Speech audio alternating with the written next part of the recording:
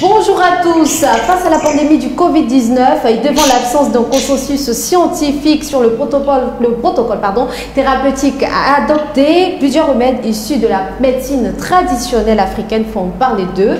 Exemple, le Covid organique à Madagascar, la Fargaricine 532 au Gabon et l'Artemisia annua.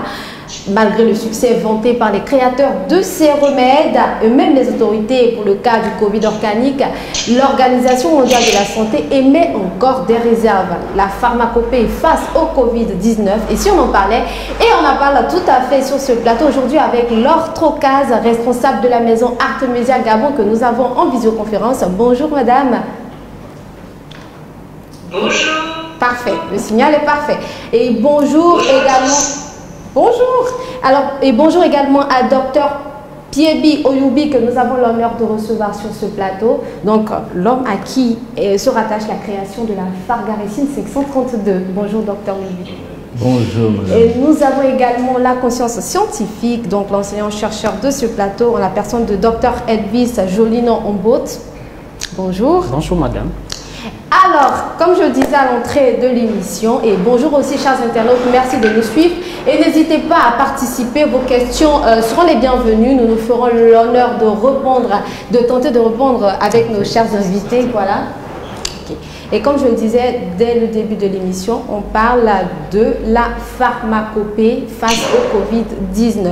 Alors, d'entrée de jeu, chers invités, et si on tentait de répondre à une question, pensez-vous que la médecine traditionnelle peut apporter une réponse efficace dans la lutte contre le Covid-19? On commence par Dr Yubi.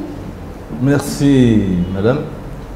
Effectivement, la médecine traditionnelle peut apporter une réponse très efficace face au Covid-19. D'accord. Parce que vous savez que la médecine traditionnelle, c'est-à-dire la pharmacopée, reste le socle de toute industrie pharmaceutique. D'accord. Alors, et vous, Laure Trocaz, quelle réponse apportez-vous à cette question?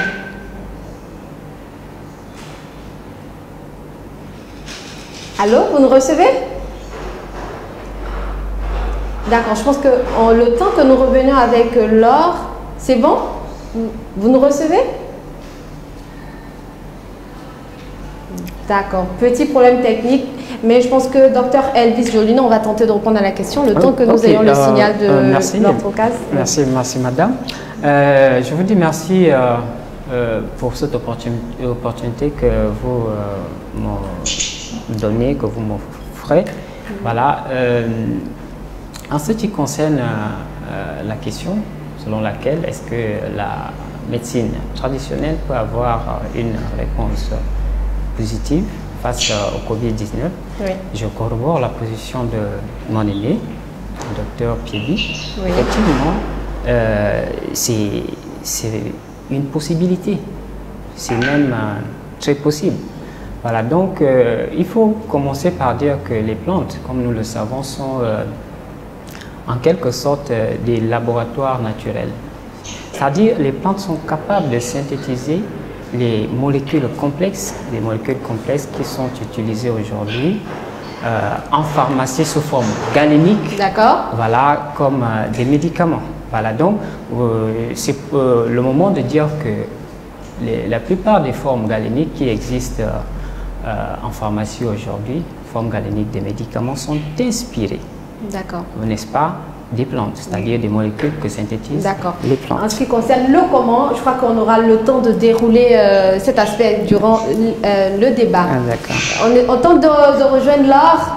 Vous nous recevez? J'ai aucun son, rien. Laure, vous nous recevez? Pas de son. Non. Ah, ça y est. Parfait. D'accord. Ben, après, c'est les petits soucis techniques, mais on va tenter de faire avec, n'est-ce pas, chers invités? D'accord. Alors, je reprends la question pour vous. La question était de savoir, selon vous, est-ce que la médecine traditionnelle peut apporter une réponse efficace dans cette lutte contre le Covid-19? De manière générale, la pharmacopée traditionnelle est issue de la phytothérapie, c'est-à-dire la médecine par les plantes. Hein. D'accord. Et de nombreux médicaments que l'on retrouve actuellement sont issus de toute façon de la plante. Donc effectivement, on pense que la phytothérapie et la pharmacopée traditionnelle peuvent apporter une réponse efficace, immédiate à de nombreux maux et en instance, pourquoi pas, au Covid-19. D'accord. Donc, tous nos invités sont unanimes là-dessus. La médecine traditionnelle peut apporter une réponse efficace et immédiate, comme l'a dit Laure Trocaz dans sa réponse. Voilà, peut apporter une réponse efficace au Covid-19. Alors, docteur Pierbi, comme je disais dès le début, vous êtes à l'origine de la Fargaricine 532. Oui. Alors, de quoi se compose votre remède? La Fargaricine 532 est un médicament issu des plantes médicinales gabonaises. D'accord. C'est un mélange entre une rutacée, une graminée et une thériodophyte. C'est trois classes de médicaments. Donc c'est ce mélange qui a fait naître la Fargaricine 532. Mais la Fargaricine 532 n'a pas été utilisée comme plante naturelle. Nous en avons profité pour faire des extractions. Donc ce sont des extractions de ces plantes qui ont donné droit au médicament appelé Fargaricine ou Fargadine 191. D'accord. Et petite curiosité, Fargaricine, pourquoi Fargaricine? Fargaricine ou Fargadine 191, ce sont des nominations que j'ai données à cette formule.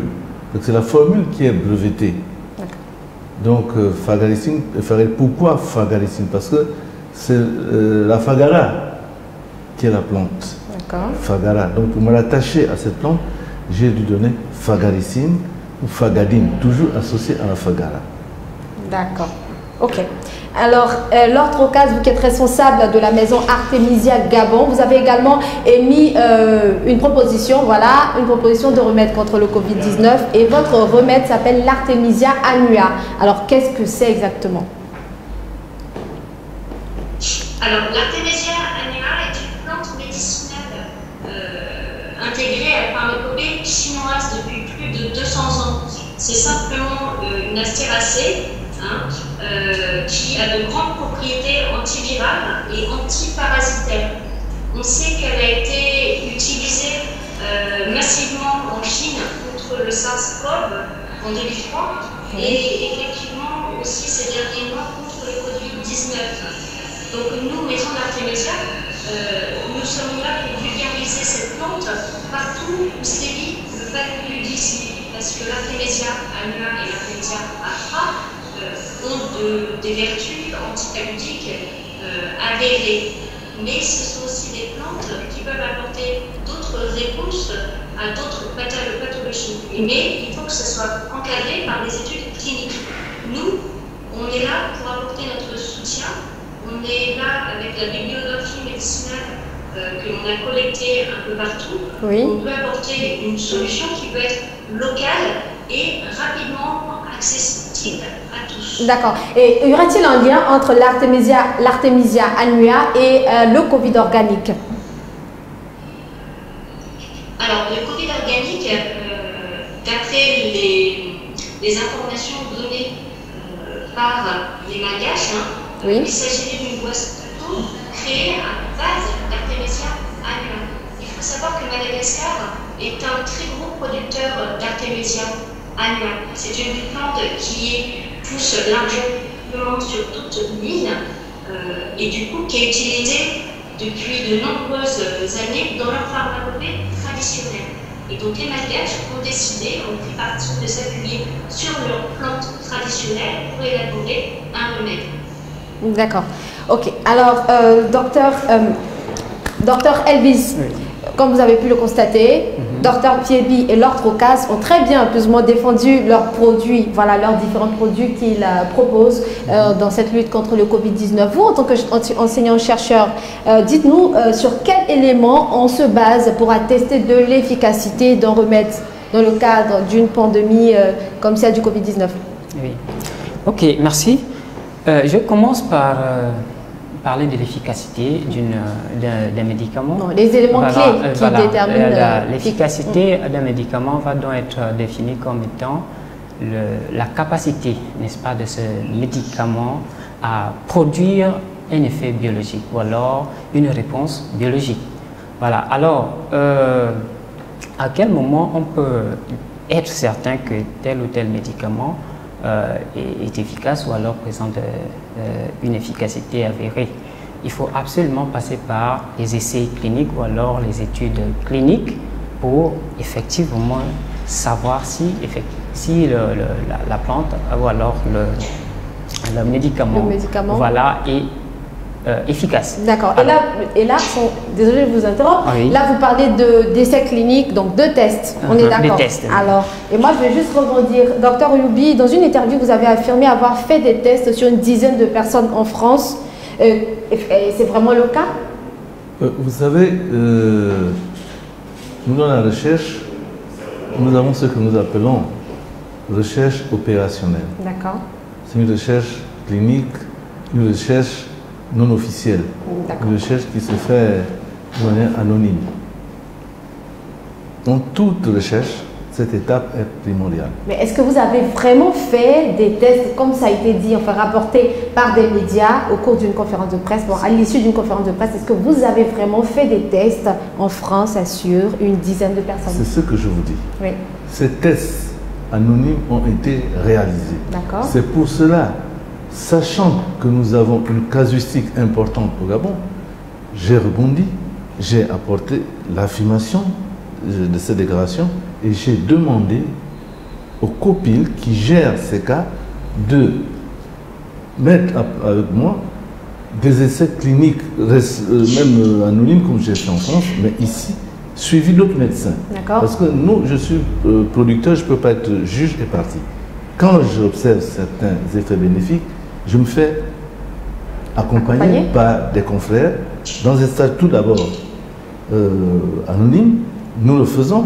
Une fois on est d'accord, nous demandons des essais cliniques randomisés, des essais cliniques officiels. Et vous abordez un pan en ce qui concerne le processus de validation. Je pense que c'est une question que nous allons tenter de répondre un peu plus tard. Oui. Pour le moment, nous en sommes au niveau des tests. Donc, permettez-moi de demander également à l'orthrocase, au niveau de l'Artemisia annua, des tests ont déjà été effectués.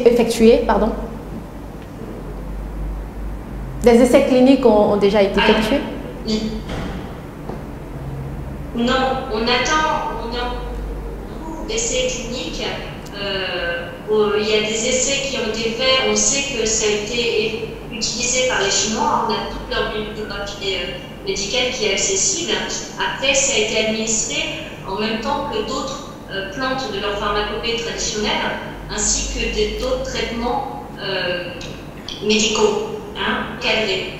Nous, on a fait un appel déjà pour donner la matière première aux entités qui nous demanderont pour conduire ces essais cliniques qui soient complètement encadrés, qui suivent un protocole. On a établi un protocole médical que nous avons proposé. Maintenant, voilà, notre main est tendue. On est là pour aider, essayer d'apporter des solutions qui peuvent être efficaces, locales et rapide de mise en place. D'accord. Et donc, oui, docteur. Oui, je disais, notre première étape, nos jugements se font sur des observations cliniques. D'accord. Les observations cliniques ne sont pas des essais cliniques, mais les observations cliniques, celles-là, nous les observons sur le plan symptomatologique et cette évolution, cette guérison symptomatologique nous appelle, nous envoie vers les laboratoires. C'est ce que nous faisons. Donc nous attendons une casuistique, comme je viens d'apprendre, pour réaliser des essais cliniques. Mais nous avons une grande casuistique, on a plus de 600. Ça ne devrait pas poser de problème pour le Gabon. D'accord. Donc ça se voit que clairement, des deux côtés, donc que ce soit du côté de la Fargaricine 532 ou de l'Artemisia annua, le processus est encore bloqué. Voilà, le processus de validation, on va dire. Le processus d'officialisation de la découverte est bloqué. D'accord. Nous y reviendrons. Alors, docteur Elvis, ça c'est une étape que vous avez expliquée tout à l'heure, donc en ce qui concerne les essais cliniques. Quelle autre étape? Eh bien, donc on va dire quoi, pour avoir un médicament, un médicament, il y a des étapes absolument qu'il faut respecter. Avant les essais cliniques, il y a une étape que je vais appeler l'étape pré-clinique, qui est réalisée en fait in vitro ou in vivo sur les animaux. Voilà, donc cette étape consiste en fait à déterminer les doses en fait qui sont toxiques. C'est-à-dire, et là on va tester sur l'animal, sur les cellules des animaux, voilà, et on peut arriver à savoir est-ce que la molécule qui est candidat en tant que médicament, bien sûr, est-ce que cette molécule-là peut présenter des effets toxiques. Par exemple, est-ce que ça va attaquer le foie? Est-ce que ça va attaquer le rein? Donc tout ça, ça se fait à la phase pré-clinique. Et c'est la médecine, je veux dire, c'est la recherche fondamentale qui s'en occupe. D'accord. Voilà. Ce n'est que après, enfin, si ces recherches-là sont concluantes, alors ce n'est qu'après ça qu'on peut passer à l'étape de, j'ai envie de dire, étape d'études cliniques, voilà, des essais cliniques. Et voilà, les essais cliniques aussi vont présenter un certain nombre de phases. Ça va de la phase 1 à la phase 3, voilà. D'accord. Et donc, dans ce que vous avez expliqué, et d'après ce que Dr Elvis a expliqué, à quel niveau en êtes-vous exactement en ce moment? Voilà. Nous ici, que ce soit l'artémisia ou la fagarécine, nous ne sommes pas en train de... Avant d'avoir des autorisations de mise sur les marchés, avant d'avoir même des brevets, nous réalisons toutes ces étapes. Tous ces essais ont été faits. Nous, à notre niveau, nous n'en sommes plus là, nous en sommes au niveau de la validation, de l'acceptation des protocoles. Justement, et au niveau de cette validation, je pense que c'est à ce niveau qu'il y a un véritable problème. Il y a un véritable problème au niveau de connaissance de ceux qui ont la décision de valider. Parce qu'il y a une confusion. Les gens pensent que c'est peut-être des médicaments qui n'ont jamais été utilisés, qu'il faut passer à faire des essais sur les animaux, sur la toxicité, la tolérance. Ça a été fait. D'accord. Et l'orthocase, vous êtes du même avis que Dr Yobi sur ce point? Vous partagez l'avis de Dr Yobi sur ce point? L'artémisia est étudiée depuis très longtemps, puisque l'artémisia est reconnue pour ses vertus antipaludiques. Donc on connaît sa composition moléculaire, on connaît sa composition chimique. On a identifié les nombreuses molécules qui sont présentes dans cette plante et qui sont efficaces. Donc, son action antiparasitaire, son action antifièvre, son action antivirale. Donc, on sait pourquoi on propose cette plante. On sait également comment se la procurer. On sait que c'est facile. Il s'agit d'une plante qu'on a acclimatée, donc qui pousse ici. C'est de la tisane. Il suffit de faire bouillir de l'eau, de suivre une posologie qui a été étudiée, qui est donnée, et de l'administrer à des patients à un moment donné, de suivre la constante et de voir l'évolution. D'accord. Et donc, vous convenez avec M. Yobi lorsqu'il dit que c'est au niveau des connaissances qu'il y a problème, c'est bien ça? Oui, au niveau de connaissance des personnes qui doivent prendre la décision. Il faut qu'ils fassent des différences. Que ça, c'est une molécule, c'est un médicament fini qui n'a plus besoin de repartir en laboratoire. C'est comme l'artémisia. Il y a une connaissance générale. Je parle sous le contrôle du professeur qui est ici.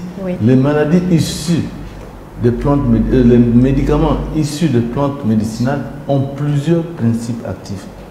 C'est pour cela qu'ils sont toujours la bienvenue devant n'importe quel protocole. Et lorsque vous parlez des personnes qui sont habilitées à autoriser, qui sont ces personnes?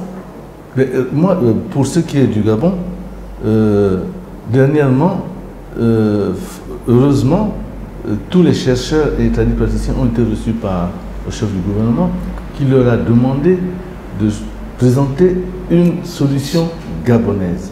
C'est à ce moment que j'ai été convié aux travaux du choix de la solution gabonaise. Et je vous assure qu'au Gabon, si tout le monde se mettait à trouver, on demandait à tout le monde de trouver ce traitement, plusieurs auraient trouvé des molécules qui pouvaient enrayer le Covid-19. Donc, sachant que c'est quand même un problème de présentation. Au cours de cette réunion, la fagaricine qui était la mieux présentée, qui avait fait toutes ces étapes de recherche, tous ces essais, a été choisie comme Paul Flambeau, la solution gabonaise. A été choisie par qui? Par les chercheurs et praticiens du Gabon. D'accord. En fait, je pose cette question à dessein parce que lors de la conférence de presse donc, du 9 mai, le docteur Guy Patrick Obiang s'est prononcé à propos et je cite, alors il a dit les experts du COPIL détiennent un certain nombre d'informations sur ce produit, donc sur la fargaricine qui a été brevetée par un monsieur de nationalité camerounaise qui vit en France. Donc ce monsieur qui dit que la fargaricine 632 c'est sa découverte, on ne sait plus aujourd'hui qui dit vrai. Donc non. Concrètement le COPIL est dans une situation embarrassante. Voilà, je voulais vous dire une chose. Le COPIL ne sait pas qui a breveté l'azithromycine, ni qui a breveté l'artémisia. Ce n'est pas ça son problème. Nous demandons la validation d'un produit. Quelqu'un est-il venu s'opposer à la mise en protocole de ce produit? Non. Je ne suis pas au niveau de tel et tel. Ce médicament, c'est un médicament gabonais. Je l'ai découvert en l'année 98. L'histoire est têtue. Il y a des démarches, il y a des publications qui ont été faites ici aux années 2001-2002 concernant ce médicament. J'ai eu besoin de présenter un brevet. Je suis allé en France, il faut y être honnête. J'ai été présenté à monsieur, au docteur Bruno Eto, qui m'a soutenu, qui m'a accompagné dans la démarche de brevetage de la fargaricine. Donc vous n'avez pas connaissance d'un monsieur de nationalité camerounaise? Non, non, je connais ce monsieur de nationalité française, franco-camerounaise, monsieur Bruno Eto. C'est lui que je parle. Quand je suis arrivé en France en 2003, avec la fargaricine déjà connue ici au Gabon, publiée et tout, je l'ai vu, nous avons fait chemin ensemble. Nous sommes allés, c'est lui qui avait l'adresse à Paris. Donc il m'a pris, il m'a bien reçu. Nous sommes allés, celui qui me conduisait à l'INPI et tout, on a fait toutes les démarches ensemble. Le problème n'en est pas là. Personne ne viendra. Si, en mettant un protocole, quelqu'un se levait et empêchait de réaliser le protocole, en ce moment, le COPIL se serait prononcé. À ce stade, je crois que le COPIL n'a pas besoin de se prononcer. Son problème, c'est... Et pourquoi ça a été fait? Son problème, au COPIL, on lui demande de mettre à disposition des cas pour que nous traitions, pour que nous faisions des essais, des observations cliniques. C'est tout. Voilà la mission du COPIL. C'est de nous donner des cas pour que nous fassions des observations cliniques. Le COPIL n'a pas de jugement. Quand le chef du gouvernement vous demande de choisir un produit que vous le présentez, je ne pense pas que le COPIL ait ni les aptitudes, ni la qualité de juge. De refuser, en plus, un ordre du Premier ministre. Non, encore, faut bien préciser que Guy Patrick Obiang, dans son intervention, n'a pas fustigé la médecine traditionnelle, l'apport de la médecine traditionnelle, au contraire. Non, parce que j'ai suivi un peu. Oui. Excusez-moi, je ne peux pas parler dans ce terme, mais il a présenté des insuffisances de connaissances. Quand un médicament fini va faire un protocole et que tu demandes qu'il se reparte au labo, tu demandes s'il y a des problèmes de reins, c'est que vos connaissances sont un peu... Bon, je ne peux pas les qualifier, ils ne sont pas suffisantes. D'accord, donc vous êtes en train de dire que le COPIL n'est pas qualifié pour donner une réponse en fait à la validation ou à l'acceptation. Non, voilà, c'est après le protocole. Voilà, après un protocole, le COPIL, il y a des médecins, peut donner son...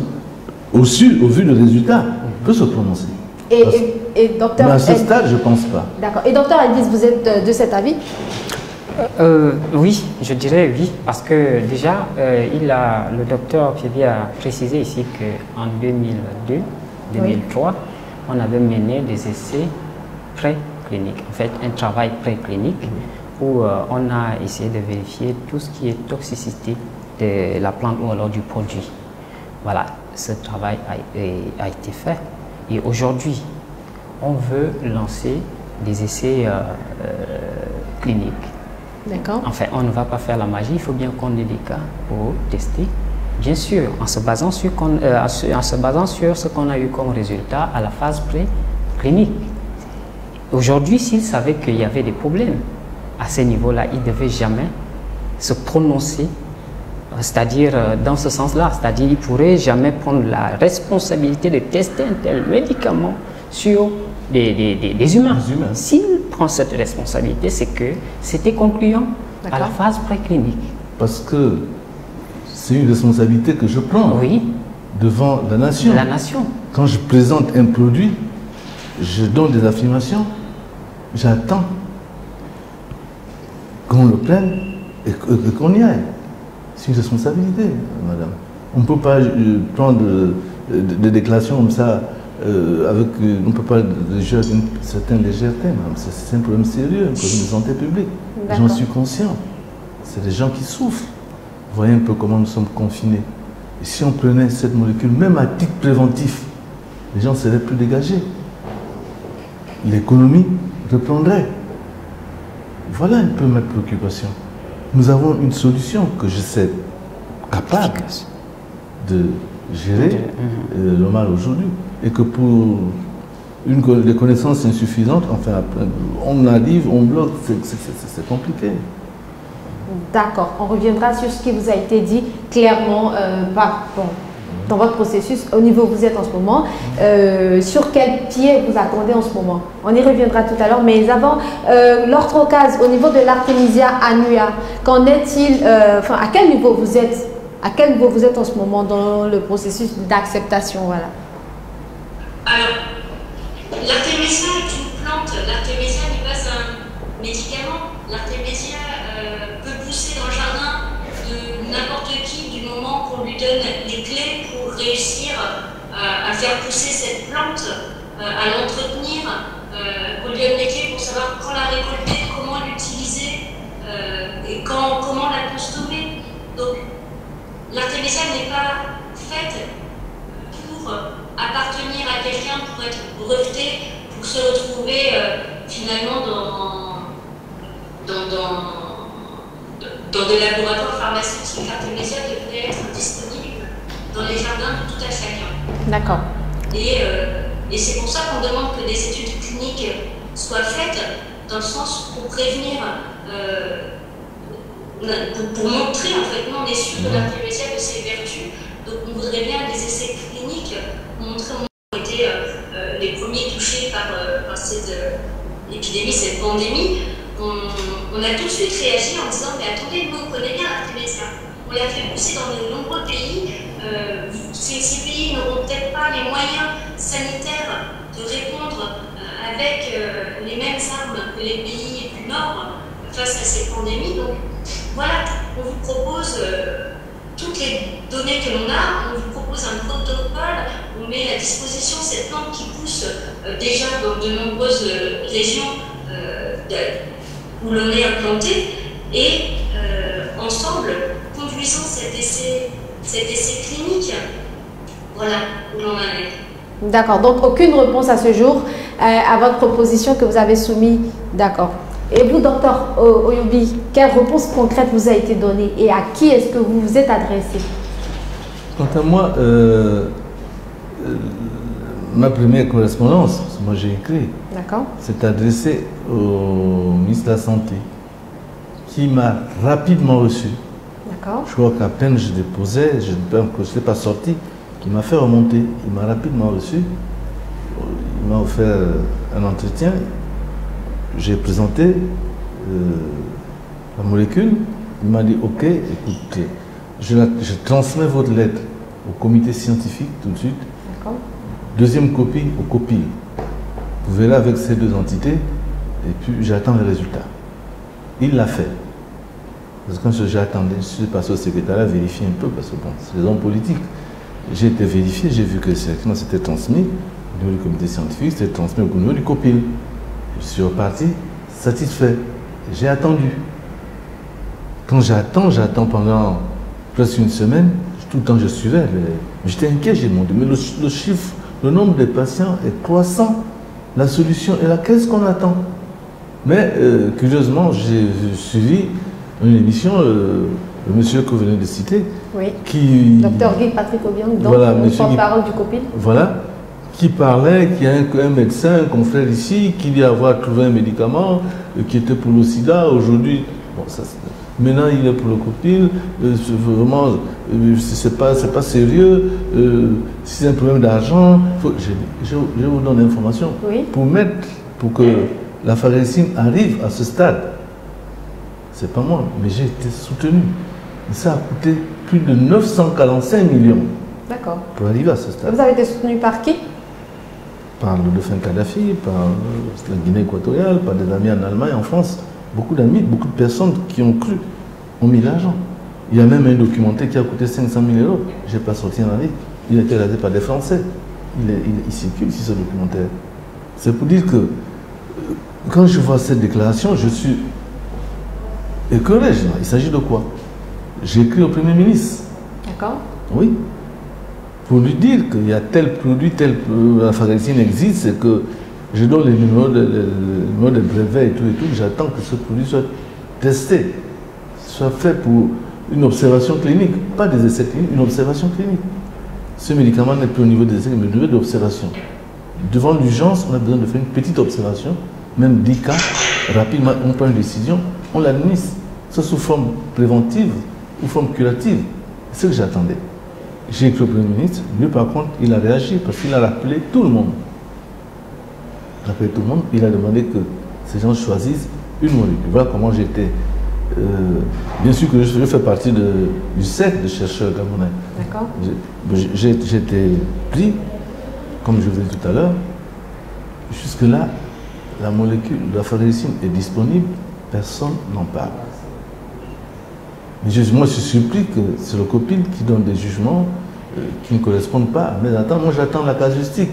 J'attends les malades. Je n'attends pas des commentaires, ni de l'appréciation, ni des combats sur l'origine, sur si c'est un produit franco-camerounais. Qu'il soit indien ou américain, s'il est bon, je reprends. Celui qui a créé la chloroquine, c'est pas Raoul. Mais c'est un médecin, il a le droit. Quand on a un produit en évidence, on a le droit. Il aurait été créé ailleurs. Si je suis convaincu qu'il est bon, je le prends. C'est ça, nous en sommes. On n'est pas au niveau des origines. Nous sommes au niveau de l'acceptation, de l'organisation, des observations cliniques urgentes. Parce que la casuistique augmente. Et c'est dangereux. D'accord. Ok. Donc, avant d'en arriver à la deuxième partie qui serait de tenter de proposer, enfin de donner des tentatives de solutions pour permettre effectivement à la médecine traditionnelle de répondre efficacement au Covid-19, tout à fait. Il faut dire que dernièrement, il y a une information qui circule selon laquelle le Covid-19 pourrait être une maladie sexuellement transmissible.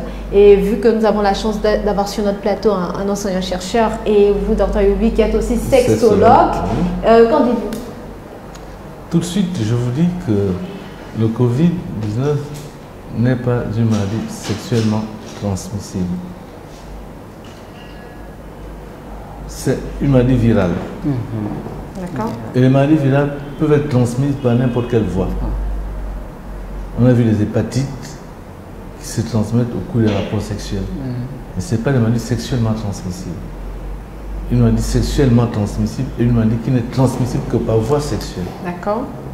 Et ce n'est pas le cas du Covid-19. Mais il a été dit que des traces de Covid-19 ont été retrouvées dans du sperme. Je vous dis, ce n'est pas ça qui donne au Covid l'appréciation d'être une maladie sexuellement transmissible. Quand c'est sexuellement transmissible, c'est une maladie qui n'est transmise par voie sexuelle. Le sida, il y avait confusion là, MST et autres. Mais c'est vrai que le sida peut être transmis par voie sexuelle. C'est même une des voies les plus dangereuses en matière de sida.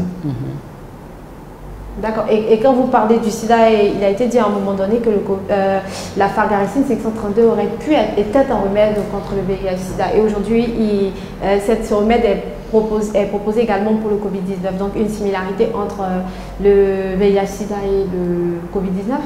Tout à l'heure, je vous disais, le problème c'est lequel? Les médicaments issus de plantes médicinales ont plusieurs principes actifs. C'est un gros fourre-tout. Ils peuvent être utilisés pour tout. C'est ça l'avantage de donner des médicaments issus de plantes médicinales. Quand vous n'avez pas la certitude d'une force thérapeutique à partir d'une molécule, il est mieux d'utiliser les médicaments issus des plantes médicinales. C'est le cas de, je suis l'artémisia, c'est un peu la même chose. Donc, prendre pharécine pour sida, pharécine pour Covid, c'est même la même chose, c'est des virus. C'est un antiviral. Donc là, c'est un problème, c'est même pas ça, c'est même pas un débat, c'est la même chose. C'est dans le lot des virus. Donc la pharécine est dans son assiette. Ok. Alors, on va juste revenir un peu en arrière. L'orthocase, tout à l'heure, Dr Youbi affirmait que le copine ne serait pas l'entité la mieux placée pour juger de l'acceptation ou pour valider un remède. Et vous êtes de cet avis? Êtes-vous de cet avis? Alors, moi je ne suis personne pour juger d'une approche thérapeutique à prendre ou à ne pas prendre. On est là pour faire une proposition. Notre rôle n'est pas de juger, de prendre parti pour un choix thérapeutique ou un non-choix thérapeutique. Je ne me permettrai pas d'apporter ce jugement. D'accord. Mais toujours est-il qu'au niveau de l'artémisia annua, vous avez affirmé avoir déposé votre proposition et vous n'aviez pas obtenu de réponse. Oui. Et donc, ça veut donc dire que les entités chargées de le faire n'ont pas réagi. On est d'accord? Alors, ça veut dire qu'ils ont pris, face à l'urgence, ils ont une stratégie sanitaire. D'accord. On ne connaît pas, moi je ne suis pas membre du COPIL, donc je ne sais absolument pas quelles sont les données qu'ils ont, quel protocole ils favorisent et quelles sont leurs motivations. Voilà, nous on était là pour proposer une alternative, une solution. Après, on doit aussi accepter qu'elle n'ait pas été retenue. Bon, elle n'est pas encore été retenue parce que vous êtes toujours en attente, si je ne m'abuse. Exactement, et notre main reste tendue. D'accord. On est là. Oui, vous avez quelque chose? Oui, je voulais.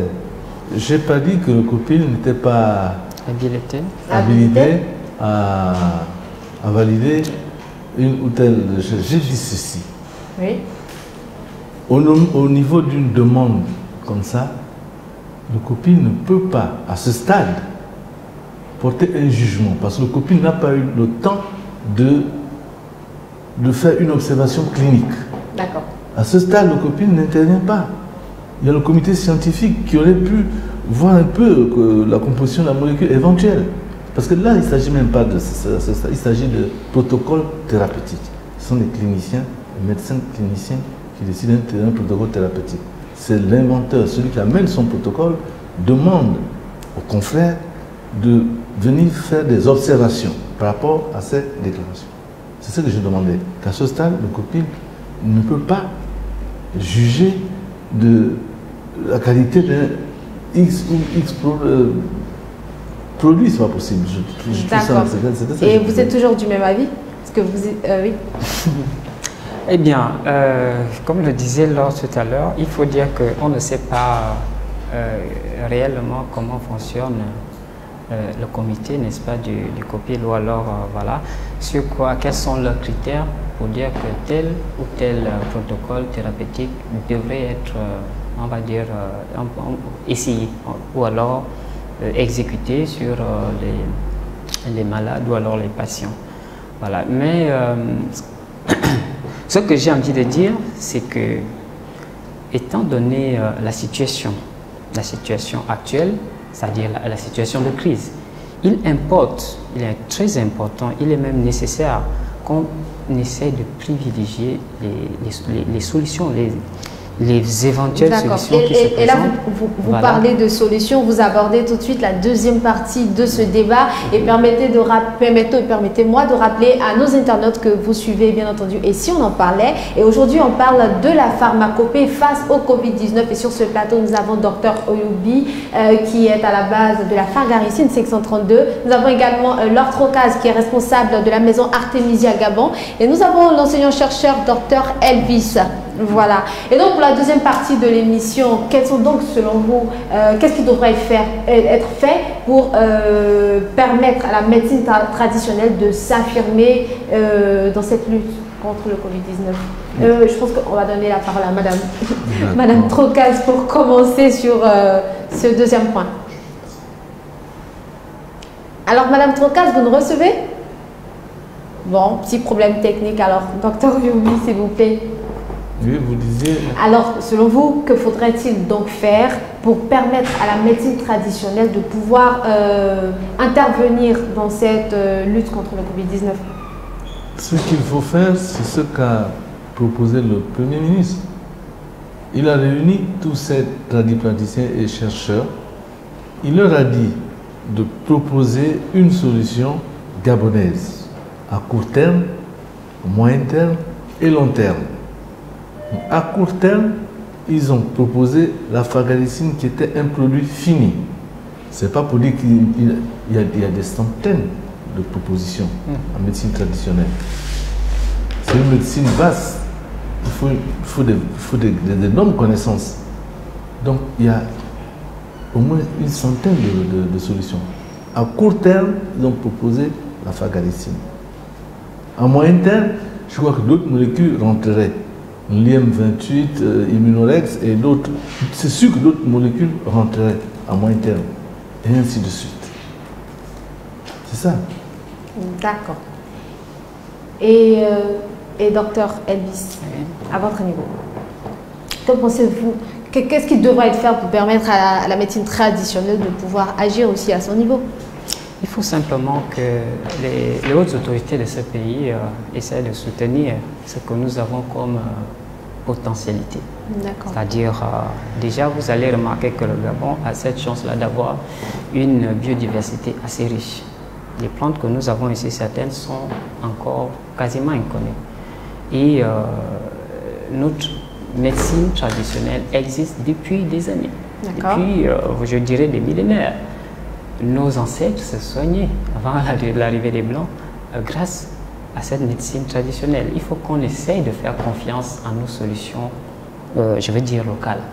Qu'on essaie de soutenir les chercheurs gabonais dans cette lutte-là. Sans le soutien du gouvernement, sans le soutien des plus hautes autorités, on aura du mal à avoir quelque chose de concret, on aura du mal à avoir une solution gabonaise. D'accord. Et je pense que nous, Laure Trocaz, vous nous recevez? C'est bon, vous nous recevez? Ça va, je vous entends, oui, c'est bon. Merci. Parfait.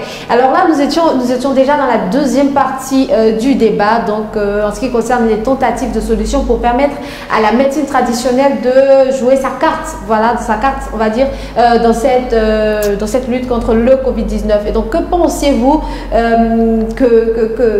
que les autorités, voilà, qu'est-ce qui devrait être fait pour favoriser cela? Il faut encourager, comme on l'a déjà dit, il faut vraiment encourager la recherche. Il n'y a que par la recherche que l'on va pouvoir apporter des solutions. Donc il faut mettre à disposition des chercheurs du matériel. Il faudrait aussi simplement donner un choix thérapeutique, peut-être directement au personnel soignant. Les interroger, parce que ce sont eux qui se retrouvent face aux patients, ce sont les familles qui se retrouvent peinées de voir leurs membres, leurs éléments à l'hôpital avec diverses pathologies. Donc faisons confiance en notre pharmacopée, mais utilisons les moyens modernes que nous avons pour justement mettre en lumière toutes les valeurs, toutes les vertus de nos plantes médicinales. D'accord. Et pour votre cas précis, docteur Oyoubi, avec la fargaricine, qu'est-ce que vous proposez concrètement pour le cas de la fargaricine? Pour le cas de la fargaricine, je propose que on mette à ma disposition des malades. Le nom sera choisi par le COPEI pour la validation de ce médicament. Sinon, à ce stade, la fargaricine peut être utilisée à titre préventif. Elle peut être administrée à titre préventif pour ne pas voir ce qui se passe. Vous avez vu la prévalence en ce moment, mais ça croît. En moins d'une semaine, on est passé de peut-être de 300 à 600. Ça a doublé. Oui. C'est quoi? C'est une absence de thérapie. Une absence de prévoyance. On pouvait donner un traitement préventif pour qu'il y ait moins de contamination. Pas de contamination, moins de positifs. Parce que les gens pouvaient contaminer. Si vous prenez un traitement préventif, il est évident que vous n'attrapez pas cette maladie. Surtout que je sais que la fargaricine a beaucoup de propriétés. C'est un médicament issu des plantes médicinales. D'accord. Parce que les tradipraticiens, la médecine de notre environnement, elle est efficace, il faut reconnaître. Dans les villages, très loin de Libreville, pourquoi les gens ne meurent pas en masse? Il y a d'abord cette médecine de proximité. Il y a les bains-maries habituels, surtout pour les grippes. Dans les villages, on fait faire un bain-marie, ça y est. On fait boire une tisane chaude. Il y a beaucoup de médecine de proximité, de médecine de grand-mère, comme on dit, qui sont efficaces, qui nous ont toujours soignés. Aujourd'hui, comme disait une dame, il s'agit de mettre des moyens, pas forcément financiers, des moyens, c'est-à-dire une logistique, pour que ces chercheurs, ces tradipraticiens essaient de travailler selon les normes actuelles, qui s'adaptent aux normes actuelles. C'est ce qu'on a. D'accord. Ça, c'est pour en ce qui concerne le cas précis de la fargaricine, donc vos tentatives de solution. Et vous, l'orthocase, au niveau de l'artémisia annua, vous avez peut-être une solution, quelque chose que vous souhaiteriez particulièrement qui soit faite?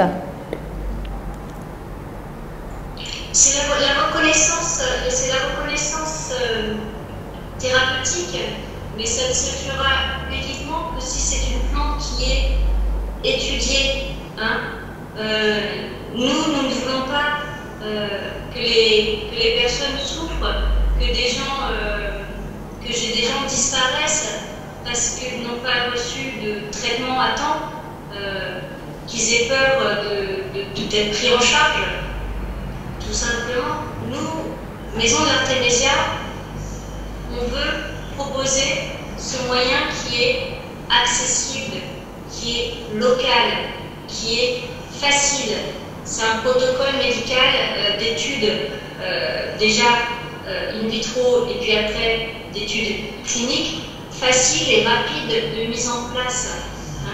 On est dans une situation dite d'urgence, une situation sanitaire. Si on ne veut pas que nos services hospitaliers soient saturés, comme ça a été le cas ailleurs, il faut faire en sorte que les cas modérés qui n'ont pas besoin de plus de soins soient vite pris en charge avant que leur état de santé ne se dégrade. Et c'est dans ce cadre bien particulier-là que nous allons proposer notre aide. D'accord. Alors, vous voulez ajouter quelque chose, docteur? Non, c'est un vous peu... acquiesquez de ce que... Effectivement, notre problème c'est celui-là. Il faut nécessairement organiser des observations, pas des essais, parce que des essais, il faut un protocole, mais des simples observations cliniques rapides. Nous sommes devant une urgence et on a des produits finis. C'est des protocoles opérationnels. On peut mettre rapidement à contribution 2 molécules pour un essai, pour voir quelle est la meilleure molécule. Ça peut se faire. Ou on prend une molécule, on décide, on prend fargaricine, on administre à X personnes par X temps, on va vérifier si combien on trouvé la guérison, c'est facilement réalisable. On n'a pas besoin de perdre de temps. Alors que l'urgence est là. D'accord. Alors, peut-être que vous l'avez déjà constaté, là, notre débat tire à sa fin. Nous allons faire un petit tour de table, histoire de recueillir vos derniers mots et ça sera la fin après. Alors, on commence par commencer avec Dr Elvis. Ok, merci. Simplement attirer l'attention des plus hautes autorités que nous sommes face à une crise sans précédent, qu'en ce moment, ça devient difficile de respecter tous les, j'ai envie de dire, protocoles, tous les, je veux dire, standards liés à la mise en place des médicaments.